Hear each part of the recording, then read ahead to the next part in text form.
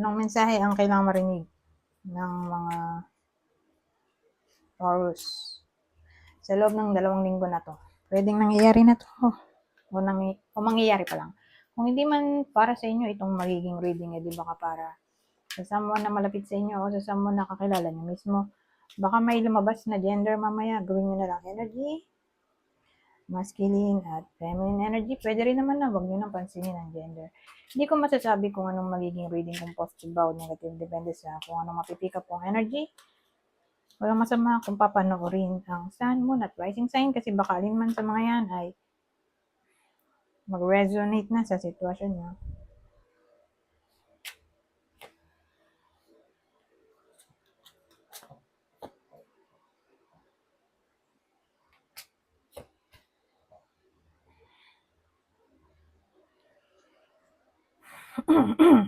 So, meron tayong Hangman, Magician, Ace of Pentacles, at Six of Swords. Well, maraming pwedeng case. Kung walang communication, babalik. Okay? Kakaroon ng reconnection. Unang senaryo. Pangalawa, kung ano man yung pinoproblema dito,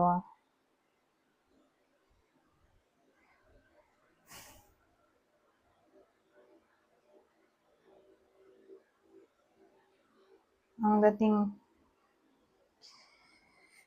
may opportunity kasi na paparating eh. More like, i-grab yung opportunity na yon. Ayan tong Six of Swords. Ano ba yon? Ano ba yung Hangman na to? Para malaman natin tong Six of Swords.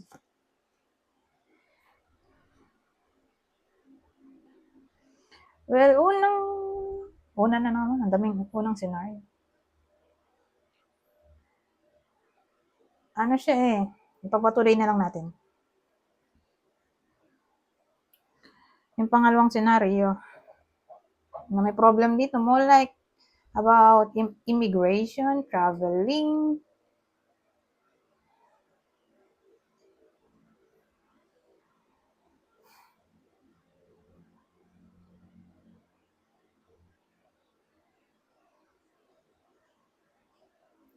kasi may opportunity tayo dito, i-grab. At ayun, aalis na. Kasi ano, may kotse doon. So, depende. Baka ano to, work abroad, immigration,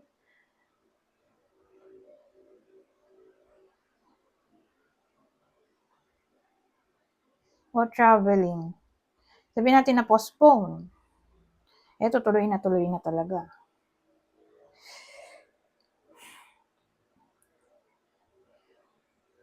Kaya ito, may sasakyan na doon, dahil sa bulutan na yung mga tao at lalayas na. O may pupuntahan sila. Transition din kasi to eh. Transition card.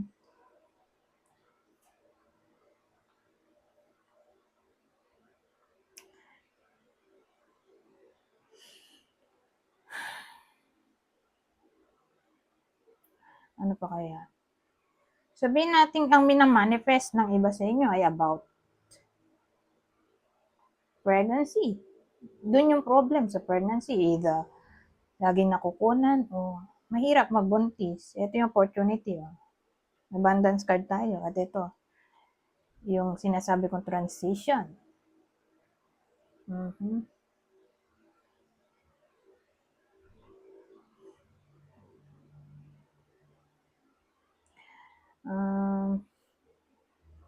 Ano ba?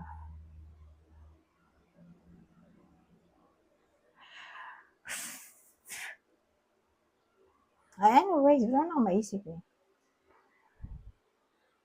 Ibayin na lang natin.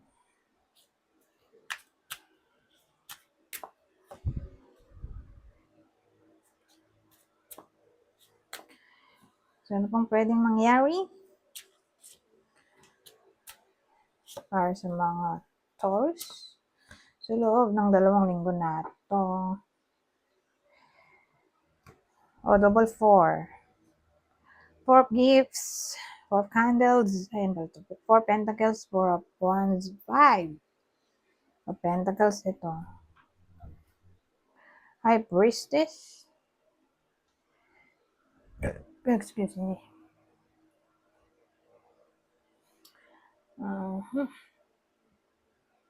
So, paano ito?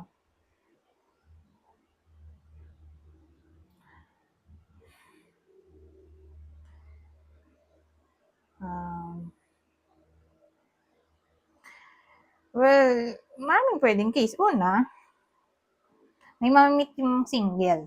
Sa una, masaya. Bandang huli, ginos siya. Kaloka. Hindi nagtagal eh. Due to unknown reason. Dahil nandito yung high priestess na secret daw. Ewan ko, bigla na lang naglawang parang bula dahil sa 5 of pentacles dito.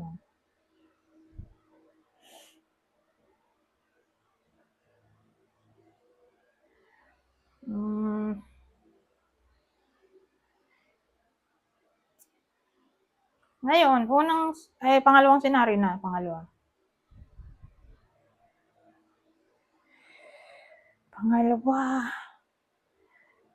Para sa mga walang work na mag-a-apply, pwedeng kayo mismo to o someone na malapit sa inyo na magkakaroon sila ng chance na magkaroon ng magandang work. Siyempre, kung maganda yung work, maganda salary, may kakibat na hardship. Diba? Doon papasok tong 5 of pentacles natin. Pero temporarily lang naman yun, don't worry. So, paano natin maipapasok sa eksena tong 2? Ano ba to? O high priestess, sa pamamagitan ng hardship, doon makakahugot ng experience o wisdom yung iba sa inyo.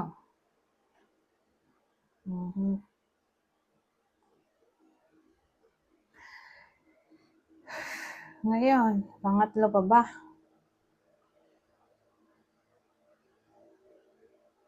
Four gifts, pangatlo.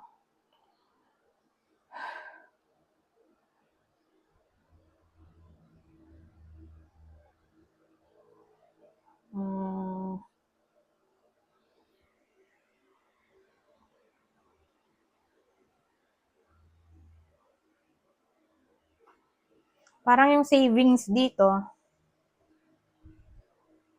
mauubos for some reason. Kasi magsasaya sila dito. Nagsasaya sila dito. So, probably yung savings na punta sa luho. At ayun, a financial issue.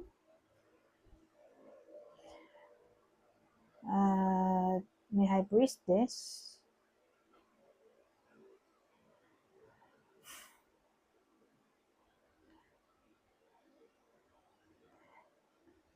Hindi ito mangyayari. Kasi dito pa lang sa huli,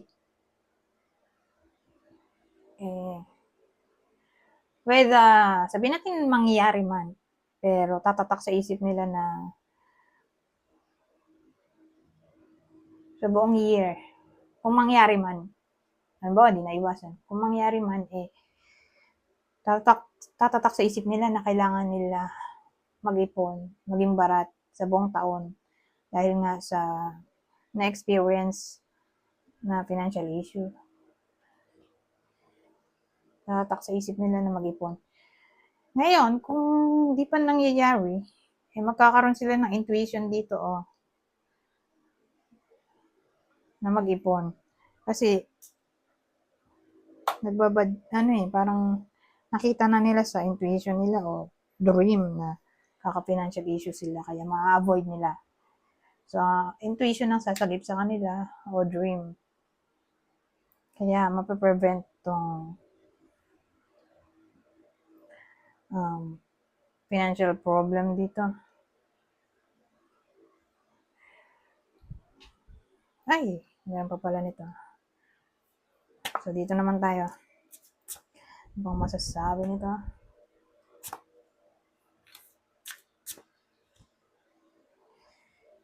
Oh.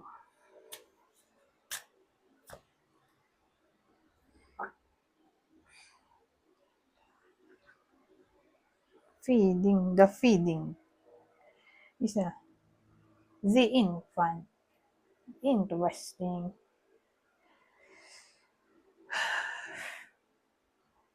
So, paano to? So, ang dating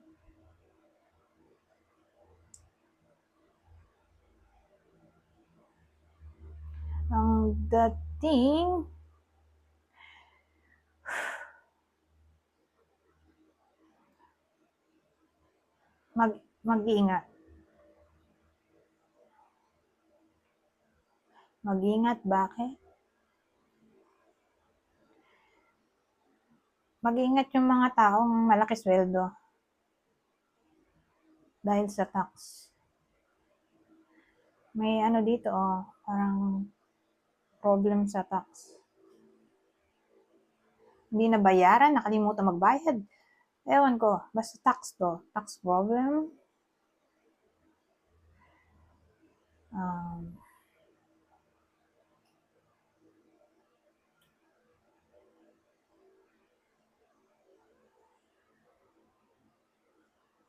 Ano pa ba to?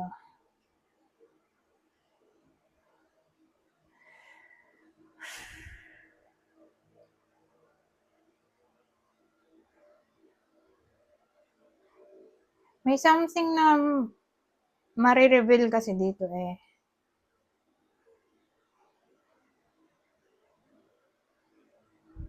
Maiiwasan na agad. So, probably, tungkol to sa nagbabadyang problema sa tax o may someone na mawawala o something na mawawala sa iba sa inyo.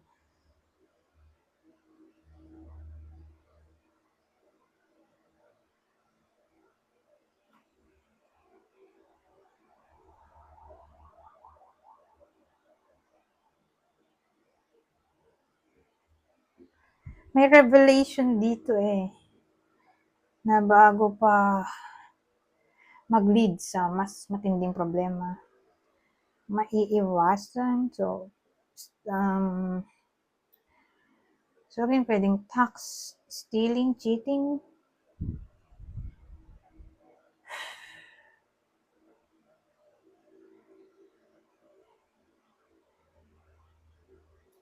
Hirap naman ng eksena na to. Umaliktad to eh.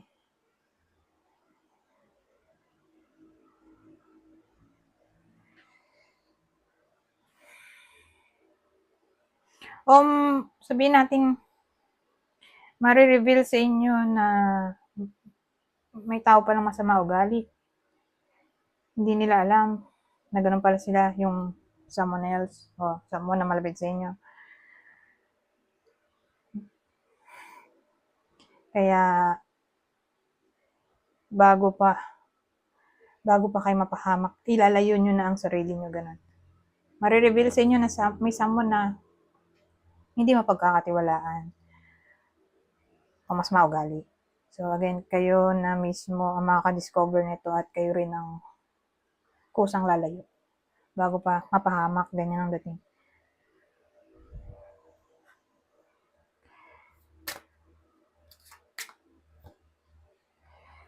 The curse.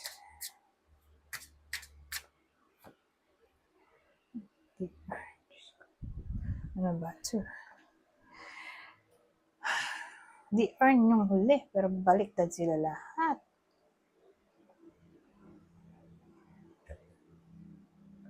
Excuse me. So, paano ito? Pero maganda rin na bumaliktad yung curse, di ba? Kaysa tayo siya. Na para bang matatapos ng kamalasan. At ang kamalasan na may kinalaman sa bullying, disrespectfulness,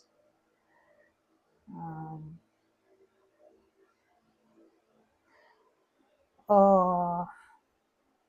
kawalan ng appreciation.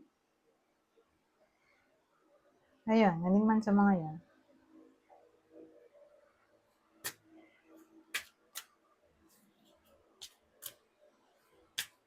o matatapos na ang, sabihin natin, ghosting. So, may tendency na ng reconnection. Kung ganun ang case.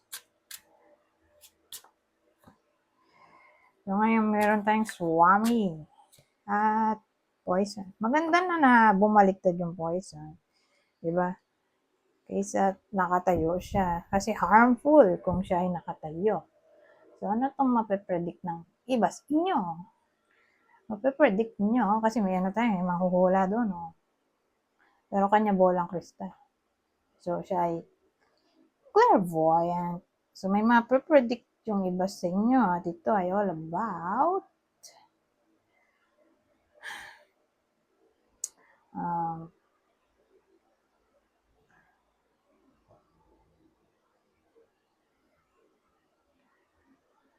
ano ba ito? Ang hirap naman. Mapipredict at ang mapipredict ay tungkol sa health. Mm-hmm.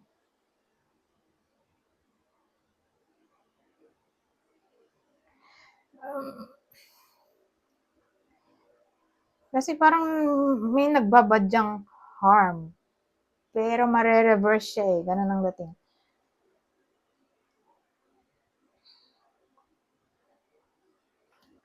May chance kayo na ma-reverse yung nagbabadyang panganib, danger. Okay?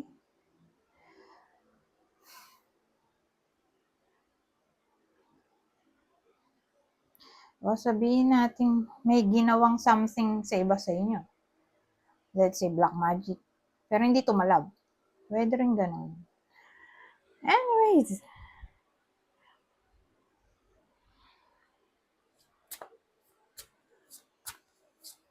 Ano tayo dito?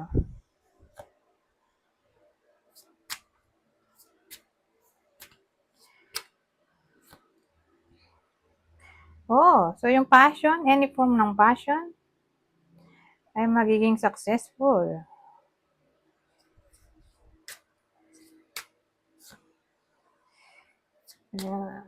Ina-encourage ang cleansing.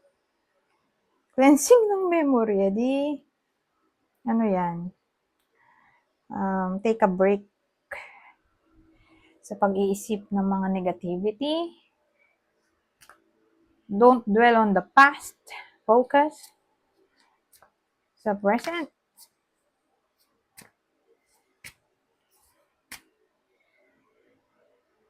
Kalimutan ang nakaraan.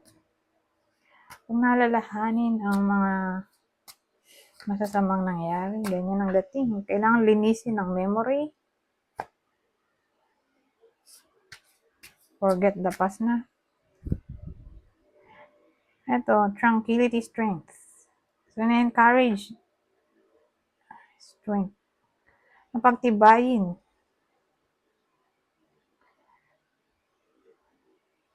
ang sense ng peace of mind.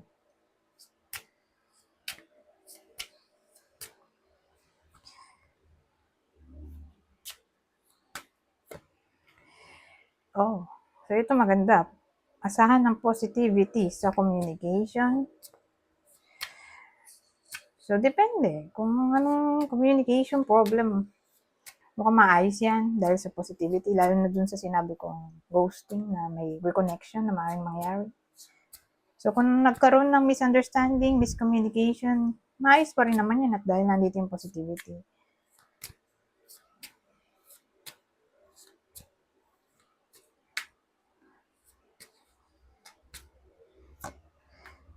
Courage. At trust. Ay, ito, ang dating sa akin ito, magtiwala sa sarili. Magtiwala sa sariling kakayahan.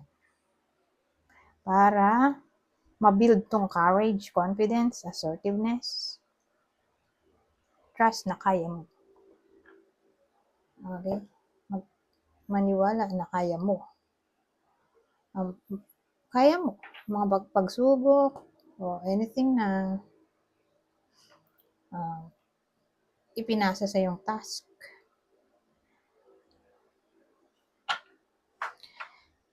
So, again, sa sarili to. Anyways, hanggang dito na lang. Goodbye.